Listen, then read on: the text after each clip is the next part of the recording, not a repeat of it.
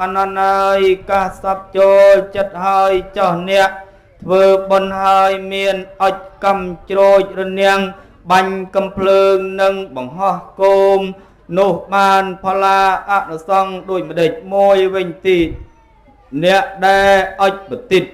តែងចង្អាយសង្ក្រមថ្វាយទៅទេវតានោះតើនឹងបានផល្លាអនុសង្ឃដូចម្ដេចតើអ្នកធ្វើគោមវិញនោះតើបានផល្លាអនុសង្ឃដូចម្ដេចចូលអ្នកសំដែងមកមើលហាអ្នកអនន្តអន្តេប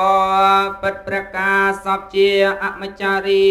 អ្នកដែលបានធ្វើបុណ្យមានអុចកម្មជ្រោចទាមបានផល្លានិសង្ឃ15កាលរីអ្នកដែលបានបាញ់កំភ្លើងនោះបានផល្លានិសង្ឃ4កាលឯអ្នកដែលបានបង្ហោះគោមវាយទេវតានោះបានបរិវារ100អ្នករីឯអ្នកអុចប្រទីបតែងចង្ក្រុមថ្វាយទេវតាបានផល្លានិសង្ឃ17កាប់អ្នកធ្វើគោមវិលនោះបានផល្លានិសង្ឃ4កាលណាព្រះគុណសូមនិមន្តជ្រាសាធុអនន្តើយកាសពចូលចិត្តហើយកាសពចង់សូអ្នកអំពីបុគ្គលដែលបានចាសត្រាដោយខ្លួនឯងនេះក្តីចូលគេឲ្យចាក្តីអ្នកទាំងពីរចម្ពោះនេះតើនឹងបានផល្លាអនុសង្ឃដូចម្ដេចហាអ្នកអនន្តអន្តេបពិតព្រះកាសពជាអម្ចាស់អ្នកដែលបានចាសត្រាដោយខ្លួនឯងក្តីជួលគេឲ្យចាក្តីអ្នកនោះបានផល្លានិសង្ឃគណនារឹបមិនអស់ឡើយហើយបានទៅកើតជាស្ដេចមហាចក្រ84000ជាតិហើយបានទៅកើតនៅឋានសួគ៌ទាំង16ជឿនក្នុងមួយជឿនមានប្រាក់9អសង្ខ័យជាតិណាព្រះគុណសូមនិមន្តជ្រាសាធុអនន្តើយកាសពចូលចិត្តហើយចោះអ្នកដែលបានជួយ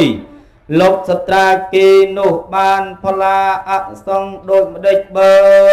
ជាវស្លឹករឹតវាយបន្ទាត់គូខ្ញុំទឹកខ្មុំជឿទឹកដោះបានផល្លាប៉ុន្មានមួយវិញទៀតបើយកទឹកមាសទឹកប្រាក់ជាតិអង្គលទៅបិទសត្រានោះតើនឹងបានផល្លាអនុសង្ឃដូចម្ដេចអ្នកដែលឲ្យស្លឹករឹតគេចានោះតើនឹងបានផល្លាអនុសង្ឃដូចម្ដេចចូលអ្នកសំដែងមកមើលការសពខ្ញុំនឹងចាំស្ដាប់ណាអ្នកអនន្តអន្តេបពិតព្រះកាសពជាអម្ចាស់អ្នកដែលជួយលោកសត្រាគេនោះបានផល្លានិសង្ឃ4កាប់បបានជាវស្លឹករឹតនោះឬវាយបន្ទាត់ដោយជុងទឹកខ្មុំជឿទឹកនោះបានផល្លានិសង្ឃ1កាលបយោទឹកមាសទឹកប្រាស់ជឿជាតិអង្គលទៅបិទសត្រានោះបានផល្លានិសង្ឃ8កាលណាព្រះគុណសូមនិមន្តជ្រាសាធុអនន្តើយកាសពចូលចិត្តហើយចោះអ្នកសាងទួងនិងសម្ពុតថ្មីនោះបានផល្លាអនុសង្ឃដូចម្ដេចអ្នកសាងទួងនិងសម្ពុតចាស់នោះតើបានផល្លាអនុសង្ឃយ៉ាងណាដូចម្ដេចអ្នកដែលសាងទួងនោះបានផល្លាអនុសង្ឃដូចម្ដេចនោះនឹងសម្រេចស្លាប់ទៅតើអ្នកទាំងនោះទៅកើតនៅឋានឯណាចូលអ្នកសម្ដែងមកមើលហាអ្នកអនន្តអន្តេបពិតព្រះកាសពជាអម្ចារីអ្នកដែលបានកសាងទួងនិងសម្ពុតថ្មីនោះបានផល្លានិសង្ឃ17កាលឯអ្នកសាងនឹងសម្ពុតចាស់នោះបានផល្លានិសង្ឃ5កាលបើទួងនោះបន្ទុយទៅទីណាអ្នកនោះនឹងបានទៅកើតជាស្ដេចនៅទីនោះឯងម្យ៉ាងវិញទៀតបើអ្នកឯណាបានកសាងដងទួងបានផល្លានិសង្ឃ8កាលហើយបានជាស្ដេចមហាចក្រ500ជាតិណាព្រះគុណសូមនិមន្តជ្រាសាធុអនន្តើយកាសពចូលចិត្តហើយអនន្តប្អូនអើយចោះអ្នកធ្វើបុណ្យពូនភ្នំខ្សាច់នេះមួយធ្វើបុណ្យបញ្ចុះ សីមានិមួយបុគ្គលទាំងពីរនេះតើបានផល្លាអនុសង្ឃដូចម្ដេចចូលអ្នកសម្ដែងមកមើលហាអ្នកអនន្តអន្តេបបិទ្ធព្រះកាសពជាអមចារីឯអ្នកដែលបានពូនភ្នំខ្សាច់នឹងធ្វើបន់បញ្ចុះសីមាបញ្ចុះធាតុបុគ្គលទាំងពីរចំពុកនេះបានផល្លានិសង្34កាលហើយទៅកើតជាទេវបុត្រលុះចត់ចមុខបានកើតជាស្ដេចមហាចក្រ34,000ជាតិណាព្រះគុណសូមនិមន្តជ្រាបសាធុ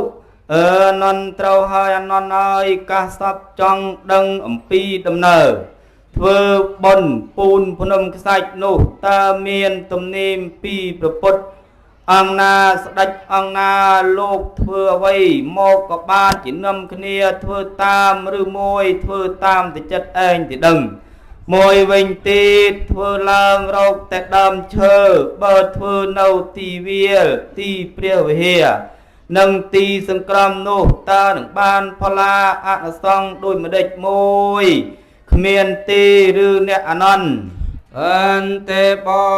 បិទ្ធព្រះកាសពជាអមចារីឯកិរិយានៃអ្នកដែលធ្វើបន់ពូនភ្នំខ្សាច់នោះបានមានសេចក្តីដំណើរថាកាលកន្លងទៅហើយមានសម្ដេចមួយអង្គព្រះបាទបក្សែងទីកុសលរាជថ្ងៃមួយស្ដេចទៅពពាតព្រៃឆ្នេរស្ទឹងលុះស្ដេចយាងទៅដល់ឆ្នេរស្ទឹងនោះហើយស្ដេចយល់នៅភ្នំកូនខ្សាច់ហើយស្ដេចធ្វើជាវាលងចេតីលុះជាងត្រឡប់មកដល់នគរវិញហើយវិលតកៈហៅអាមាត្យគឺក្រាបទូលថាបើដូច្នេះមានតែព្រះអង្គយាងទៅទូលសួរព្រះដ៏មានព្រះភ័ក្ត្រលុះព្រឹកឡើងព្រះដ៏មានព្រះភ័ក្ត្រទ្រង់សម្ដែងថាអ្នកណាធ្វើវាលុកចិត្តដីធ្វើនៅទីសាលានឹងបានជាព្រះព្រំធ្វើនៅដើមពោធិព្រឹកនឹងបានជាស្ដេចមានអំណាចបើបានធ្វើនៅវាលសនៈឋាននឹងបានជាព្រមបើបានធ្វើនៅចន្លោះនឹងបានជាអ្នកប្រាជ្ញាព្រះគុណបានជាអ្នកផងកើតមានពិធីធ្វើបន់ពូនភ្នំខ្សាច់នេះឯងមានទំនៀមទំនើបអំពីព្រះបាទបក្សែនទីកុសលគង់ក្នុងដែនអាកាទាបនគររាជក្រឹណាព្រះគុណសូមនិមន្តជ្រាបសាធុអនន្តហើយយើងសម្ដែងអំពីគម្ពីរសត្តបិដកនិងគម្ពីរព្រះអភិធម្មកលមមសំគោដល់វេលាអ្នកស្ដាប់តែប៉ុណ្ណេះរាល់គ្នាគ្រាន់ជាដំណើរដឹងតទៅមុខទៀតដោយវេលាគ្រានេះឯងហងវិច្ឆាវិស័យជនីសមន្តានីលកាលពុច្ឆាវិស័យជនីអំពីផល្លានិសង្កសន្មតថាចាប់តែប៉ុណ្ណេះភូសាទូវអស់លោកសពរស់ទាំងឡាយអាត្មាភាពបានសម្ដែងមកនេះកលមមកាលវេលានឹងបញ្ចប់តែមុននឹងបញ្ចប់ធម៌ទេសនាអាត្មាភាពទាំងពីរព្រះអង្គសូមឧទ្ទិសកុសលដែលកើតអំពីធម្មទេសនានេះជូនចំពោះអ្នកដែលមានគុណដល់កំពុងកម្ពស់រកអ្វីប្រៀបផ្ទឹមស្មើពុំបាននឹងចែកជូនដល់វិញ្ញាណក្ខន្ធនៃពុព្វបរោះអស់លោកអ្នកសប្បុរសទាំងឡាយមានមេត្តាបៃតាគ្រូឧបជាយាចាតាដូនមីងមៀម៉ាកុងជាដើមដែលបានបាក់បែកចែកឋានទៅហើយសូមឲ្យបានទទួលនៅអត្ថបញ្ញផលគឺផលជាទីកប់ចិត្តឲ្យបានគ្រប់គ្នាម្យ៉ាងវិញទៀតសូមចែកជូនថ្វាយកុសលនេះដល់ភូមិទេវតារុក្ខទេវតាព្រះព្រំព្រះឥន្ទក៏ស្អីជាដើមសូមបានចំណែកបុណ្យនេះដូចសពរស់ជនផងទាំងឡាយសូមជួយរក្សាពិបាលថែ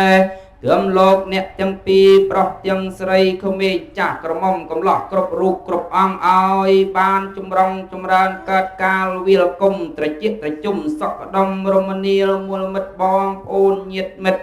សិក្សាលោហត់ព្រៀនលៀនសំតាមការគួសាធុជនញាតិញោមទាំងឡាយទទួលប បានផល្លានិសង្ឃតាមសេចក្តីប្រាថ្នារៀងខ្លួនអនាគតបើបានកើតជាតិក្នុងទីណាក៏សូមមានប្រាជ្ញាដូចព្រះសិរីបុត្រចេះចាំធម៌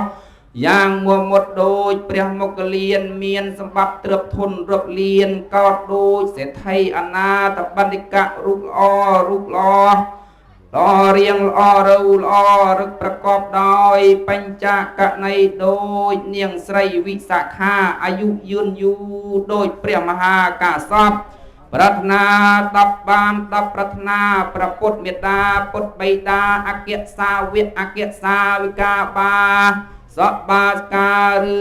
កន្សែងសាពេជ្រសូមឲ្យបានសម្រេចដូចសេចក្តីប្រាថ្នាកើតជាតិណាសូមឲ្យជួបជីដូនជីតាបងប្អូនចិត្តឆ្ងាយម្ដាយឪពុកហើយក៏សូមឲ្យបានជួបនឹងព្រះរតនត្រ័យគុណកែវទាំង3បើបានក្តីបំណងពងប្រាថ្នានៅសម្បត្តិទាំង3ប្រការគឺសម្បត្តិមនុស្សសម្បត្តិទេវតានិងសម្បត្តិព្រះនិព្វានយ៉ាងអិច្ចតាំងសមិច្ឆន្ទោលោកអ្នកសប្បុរសផងទាំងឡាយមានប្រាថ្នាយ៉ាងណាក៏សូមឲ្យសម្រេចដូចសេចក្តីប្រាថ្នានោះកុំបីក្លៀងក្លៀតឡើយអយ៉ាងសង្ខេពេអ្នកសមន្តាធម្មទេសនាសន្មតថាចាប់តែប៉ុណ្ណេះឯងអេវ៉ាំង